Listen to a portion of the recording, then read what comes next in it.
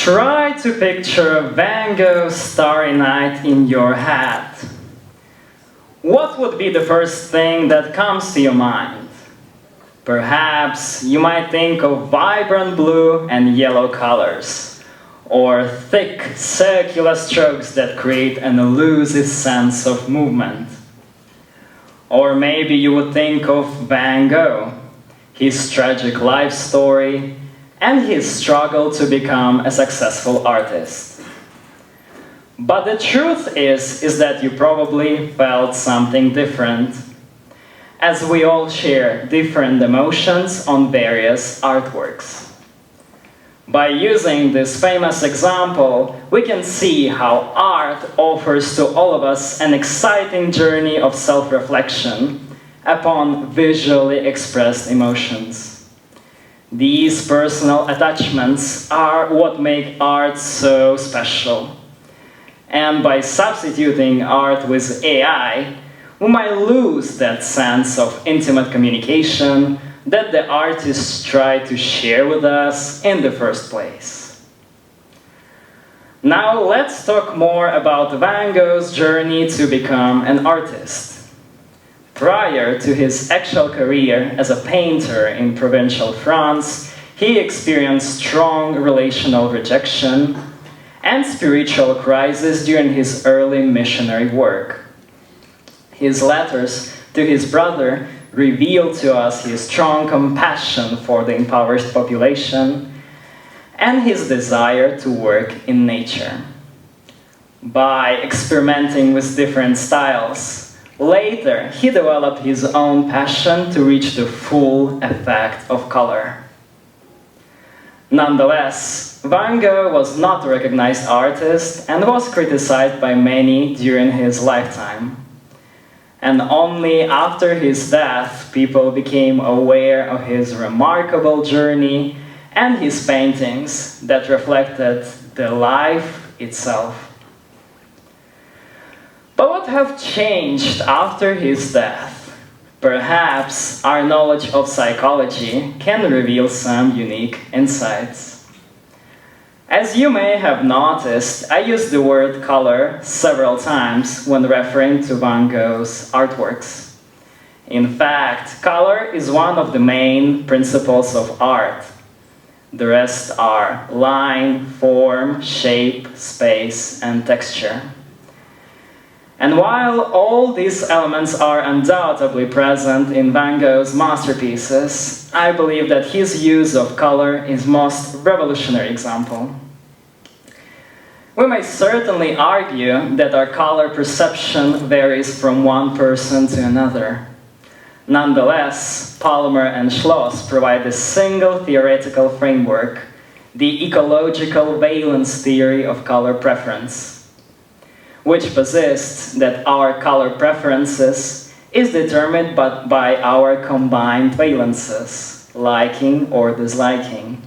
Thus, we would associate each specific color with different objects or entities based on our previous experience.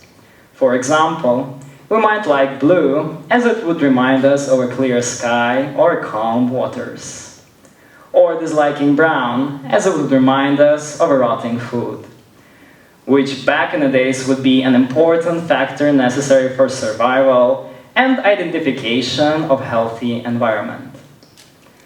Now let's think of Van Gogh's use of color. Blue, yellow, and green are the predominant colors of his artworks. These colors represent the organic world, affecting our emotions in a positive way. Whether he understood it or not, these specific colors recalled positive associations for people from all over the world, making all of us appreciate this unique Dutch artist. But why does it matter?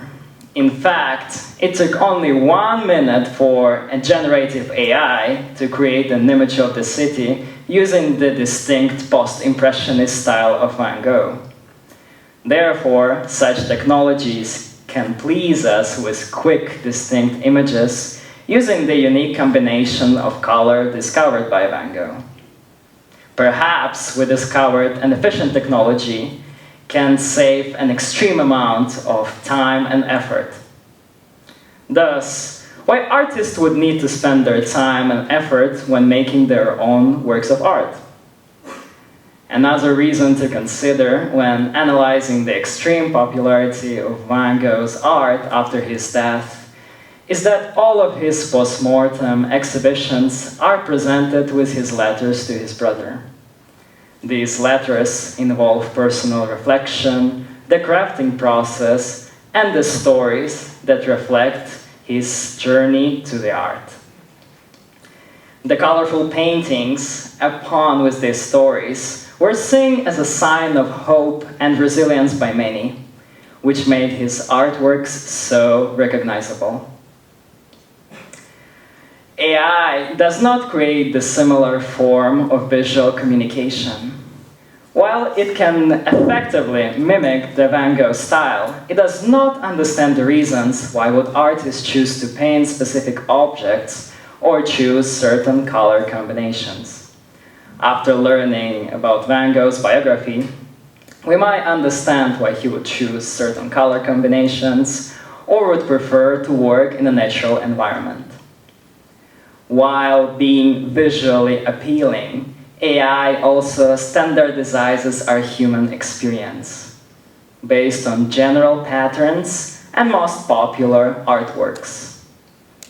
Van Gogh's distinctive style was developed after his multiple experimentation of his artistic expression and his internal struggle to make something beautiful. And though, through AI's generalization of human experience, we might lose that personal connection that the artist tried to share with us in the first place.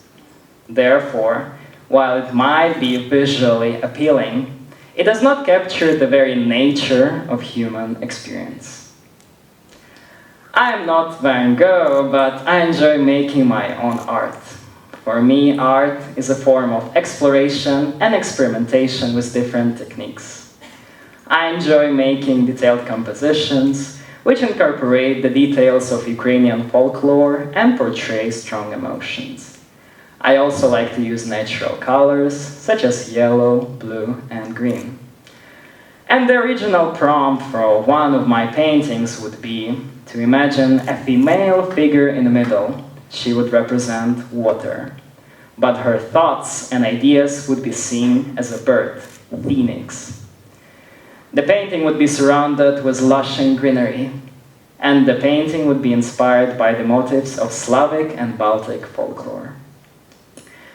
And the truth is that the AI did a pretty good job generating a digital image using my prompt.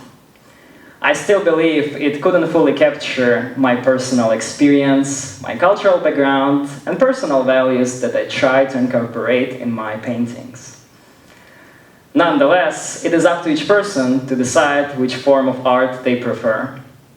But for me, AI will never be able to tell the story I'm trying to say, as it's always something deeply human that can't be replaced by technology. Thank you very much.